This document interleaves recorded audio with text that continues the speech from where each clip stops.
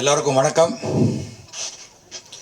இன்று தமிழகம் முழுக்க நடக்கக்கூடிய அந்த ஜல்லிக்கட்டுக்கு ஆதரவான அந்த பல போராட்டங்களுக்குள்ள செய்கிற மாணவர்களுக்கு நம்முடைய ஆதரவை தெரிவித்துவிட்டு நான் என்னுடைய பேச ஆரம்பிக்கிறேன்.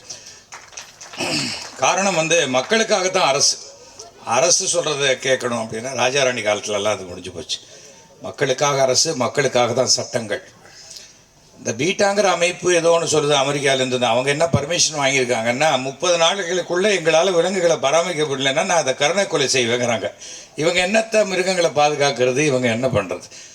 நம்ம எத்தனையோ லட்சக்கணக்கான கோடிக்கணக்கான உயிர்களை குடிக்கக்கூடிய சிகரெட்டையும் மதுவையும் விற்கக்கூடியவர்கள் என்ன பண்ணுறாங்க? அந்த பாட்டிலில் போடுறாங்க it is injurious to health அப்படின்னு போட்டு கடையில் விற்கிறாங்க. அது மாதிரி மாட்டு கும்பலை போட்டுருங்க it is injurious to health அப்படின்னு போட்டு பண்ணிட வேண்டியது தானே. வேணுங்கிறவங்க குத்திக்கிறாங்க, வேண்டாதவங்க விட்டு போகிறாங்க, அவ்வளோதானே. இது என்ன பெரிய ஒரு விஷயம்?